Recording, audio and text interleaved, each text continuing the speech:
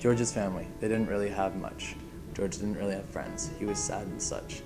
He got bused to school in a good neighborhood, but the kids didn't treat him like a good neighbor would, harassing him for the clothes that his mom supplied. The first couple times they did it, he went home and cried.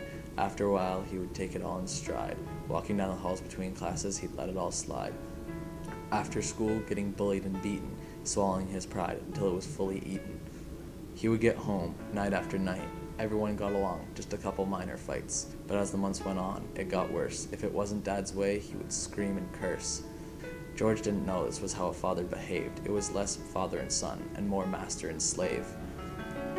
Dad grabbed Mom by the neck and ice grilled her, and told her if she ever left him, he would kill her. George went downstairs, with no plan in his head, just the well-being of his mom, and for his dad to be dead. His dad was about to strike. George blocked the blow and put up a fight. He was thrown against the counter, and he feared for his life. As he fell to the ground, so did a knife.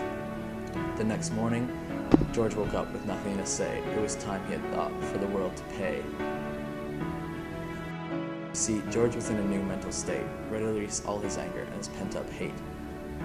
With the knife in his hand, he was now ready. When he walked into school, he held it like a machete. You could tell by the way that he swung he had practiced shadow stabbing in the mirror for the past 6 weeks. His fear was gone, his confidence level had peaked. The first swing on his friend, he cut him in the cheek.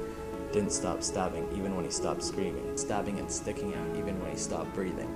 The bell rang and the students screamed at the mess. Then he knelt to the ground and he stabbed himself in the chest. Breaking news from the south side this morning. Yeah, it's a stabbing at a school. Sandra's been bringing us details. Police there are telling us that 2 students were stabbed at the school. 102nd and Crandon is the location. Joni Lum now live at the scene at Goldsmith School with more for us. Joni.